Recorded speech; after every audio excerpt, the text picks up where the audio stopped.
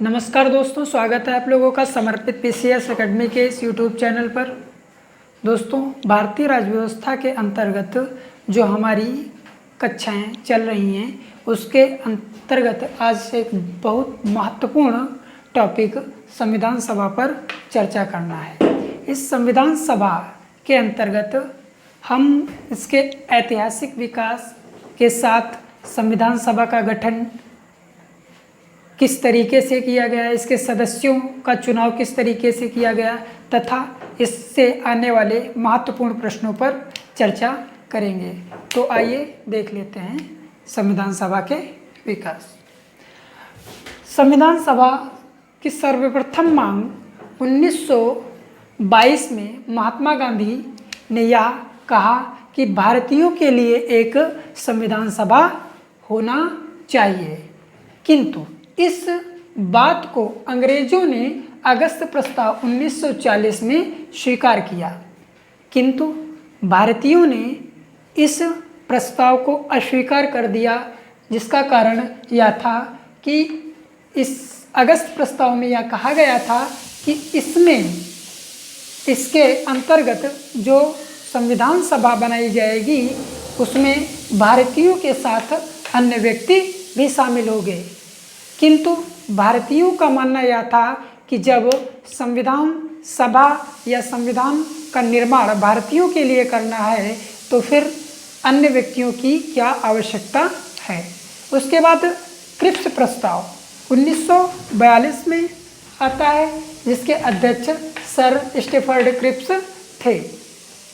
अंग्रेजों ने स्पष्ट रूप से संविधान सभा को स्वीकार किया क्रिप्स प्रस्ताव के अंतर्गत, इसे भी भारतीयों ने अस्वीकार कर दिया, जिसका कारण यह था क्योंकि इस प्रस्ताव में कहा गया था कि संविधान भारतीयों के लिए संविधान सभा का गठन द्वितीय विश्व युद्ध की समाप्ति के पश्चात किया जाएगा, किंतु भारतीयों का मानना था कि संविधान सभा का गठन द्वितीय विश्व युद्ध के पश्चात ही क्यों, अभी क्यों नहीं। महात्मा गांधी ने इस पर टिप्पणी करते हुए कहा था कि इसे दिवालिया बैंक की पोस्ट डेटेड चेक की संज्ञा दी है। किसे? क्रिप्स प्रस्ताव को। अगला संविधान सभा द्वितीय विश्व युद्ध के पश्चात इंग्लैंड की राजनीतिक व्यवस्था में परिवर्तन हो जाता है और इंग्लैंड में एटनी के नेतृत्व में सरकार का गठन होता है। एटनी की सरकार के 3 कैबिनेट मंत्रियों को भारत भेजा जाता है। इन्हीं 3 मंत्रियों के समूह को कैबिनेट मिशन के नाम से जाना जाता है, जिसके 2 सदस्य और 1 अध्यक्ष था, जिसमें सर फ्रैंथिक लॉरेंस इसके अध्यक्ष थे, जबकि 2 सदस्य सर स्टेफर्ड क्रिप्स और एवी अलेक्जेंडर थे। कैबिनेट मिशन योजना के अंतर्गत संविधान सभा में कुल 389 सदस्य होने थे। ये सभी सदस्यों का चुनाव निर्वाचित और मनोनीत दोनों विधियों से किया गया था। अब यहाँ पर प्रश्न यह उठता है कि संविधान सभा के सदस्यों की संख्या 389 ही क्यों रखी गई? 390 हो जाती, 385 हो सकती थी। इसका एक विशिष्ट कारण यह है कि जिस समय कैबिनेट मिशन भारत आया उस समय भारत की जनसंख्या 40 करोड़ के आसपास थी और संविधान सभा के एक सदस्य का चुनाव 10 लाख की जनसंख्या पर किया जाना था। अब 10 लाख को जब 40 करोड़ से डिवाइड करते हैं तो लगभग 389 के आसपास आंकड़ा आता है। ठीक है, 389 सदस्यों में से 296 सदस्य ब्रिटिश प्रांत से थे, जबकि 93 सदस्य देसी रियासतों से आने थे। इसमें जहां अंग्रेज प्रत्यक्ष रूप से शासन कर रहे थे वहां से 292 + 4 सदस्य चुने गए। इसे अंग्रेज भारत के नाम से भी जानते हैं।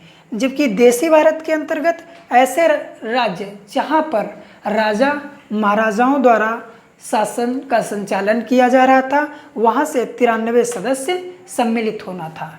अब एक बात यहाँ पर बहुत ही महत्वपूर्ण है, क्योंकि 292 + 4 ये यहाँ पर ब्रिटिश प्रांत से ये जितने सदस्य से 292 + 4 मतलब 296 सदस्य निर्वाचित किए गए थे, जबकि 93 सदस्य जो देसी रियासतों से आने थे वे मनोनीत किए गए थे। ठीक है दोस्तों, अब 292 ब्रिटिश प्रांत से हो गए। अब ये 4 क्या हैं फिर? तो 4 उस समय चीफ कमिश्नरी प्रांत थे। जैसे वर्तमान समय में भारत में 28 राज्य और 8 केंद्र शासित प्रदेश हैं, उसी प्रकार उस समय 292 या 292 प्रांत के रूप में थे, जबकि 4 चीफ कमिश्नरी प्रांत थे।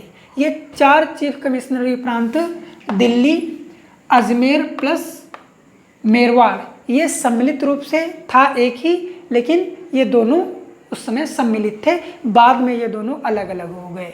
उसके बाद कुर्ग कर्नाटक में पड़ता है, वो भी एक चीफ कमिश्नरी प्रांत था। उसके बाद बलूचिस्तान जो वर्तमान समय में पाकिस्तान का एक प्रांत है। ध्यान रखना, क्वेश्चन पूछा जा सकता है कि इसमें से कौन से राज्य चीफ कमिश्नरी प्रांत के अंतर्गत आते हैं। इसमें से एक हटा दिया जाएगा या एक गलत दे दिया जाएगा, 3 सही दिए जा सकते हैं या 3 गलत 1 सही दिया जा सकता है।